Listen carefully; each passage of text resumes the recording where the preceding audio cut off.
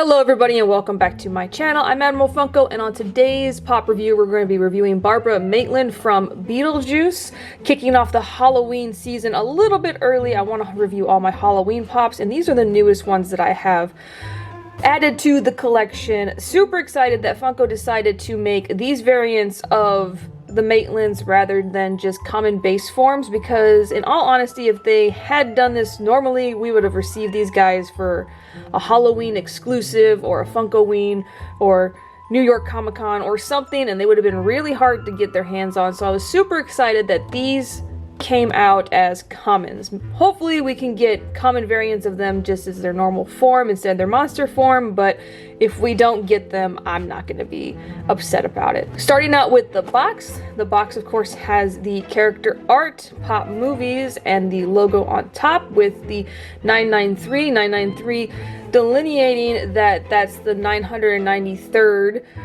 pop they've made for the movie Pop line.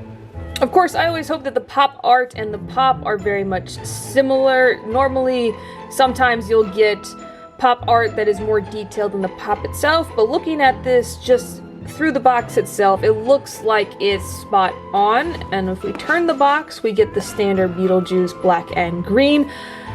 I would have liked it to have been white and black because Beetlejuice's outfit is white and black and not black and green, but I think the green makes the character art pop out just a little bit more better. Plus Beetlejuice's got green hair and the colors of Beetlejuice's green. I just think black and white would have been better to match Beetlejuice's main outfit a little bit better, but that's just me complaining about little things. And then of course the other character on the back, Lydia, Beetlejuice, Adam, and Barbara are on the back to show us the character art. We are supposed to be getting other variants for this release of Beetlejuice this season as well. Super excited for that. But we're reviewing Barbara, and then of course Barbara's on the side, 993, and then the top character art is just her head, which is really creepy because all you got is these eyes and then all these teeth around it.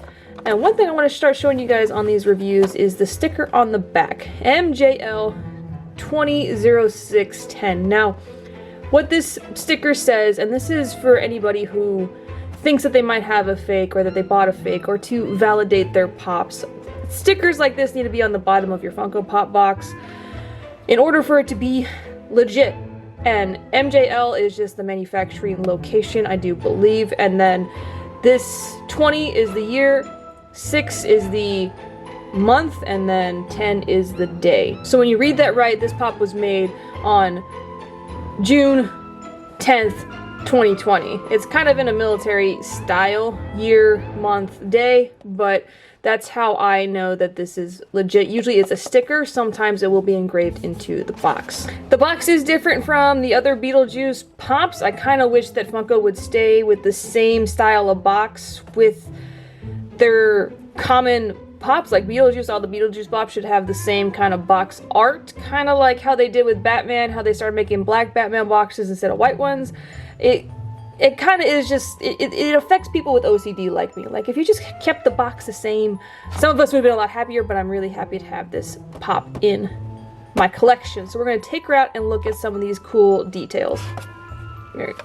So when I first opened the box, sometimes they'll do this fun little Easter egg thing. If you never take your pops out of the box, you wouldn't be able to see it. It says Beetlejuice, Beetlejuice, Beetlejuice, and she says it multiple times. It's how they resurrect Beetlejuice to do their bidding, so that's a really fun little Easter egg for opening up the box. The first thing I'm going to point out is of course that on the back of her head is the MJL 200610. That is the same number of the manufacturing number on the box. So if they match, then you've got a legit pop. It's also stamped on the foot, Funko LLC, the year 2020, Funko.com, made in China, and then it's also stamped for the trademark. So it's got the Warner Brothers stamp on it as well. So I always say when people are asking me if their pop's legit, look at the feet. Look at the feet. If the feet are stamped and they've got all these other stamps and verifications on them, then yeah, you're going to be able to tell that you've got a legit pop and not a fake one. Another thing I always test is I always have a problem with female character pops. They never seem to stand on their own with the stands given. So we're going to do that test real quick right there. And she stands! So one thing I always compliment on Funko and their newer pops is they've added a lot more texture to their hair. Barbara has very, very curly hair, so this hair is nicely textured and very, you can tell she has curly hair. And then of course the skin folds on the face and the creases. I'm not seeing a lot of paint flaws. I am liking the different variation in the colors on the pop, because sometimes Funko will just paint this one color and not add the gradients to it. It would have been nice to have some gradient in the hair, but I'm being overly picky. And then looking on the inside of the mouth, this is actually really, really creepy because she's got all the teeth. All the teeth are perfectly indented. You can tell that they are teeth, and their gradient is very well done as well. But the tongue and like the eyes specifically stick out in a specific way. They're not just sitting there. It's actually really, it's really creepy. Looking at it close up doesn't really freak me out. It's just one of those things of like, ooh, it's creepy. And the tongue is textured. I don't like that there's a line that goes through the tongue, because that's where the mold obviously was before they put this together. But there are no real paint flaws that I'm seeing so far. I do like the detail of when they put these little details in, like her wedding ring, and the pattern on her dress is very well done. They've really upped their game overall on the production of their Funko Pops and the quality of their Funko Pops. I do like it. And the fact that you can see the ring on both sides of her hand is another one of those details that sometimes you just don't see. These are the things I look for when I do my pop reviews. So, hold on, I'm actually gonna... Was she was kind of popped out of her... Does her head move? Oh, okay. You can move her body a little bit. I was just like, wait a minute, her body's popped out of her head.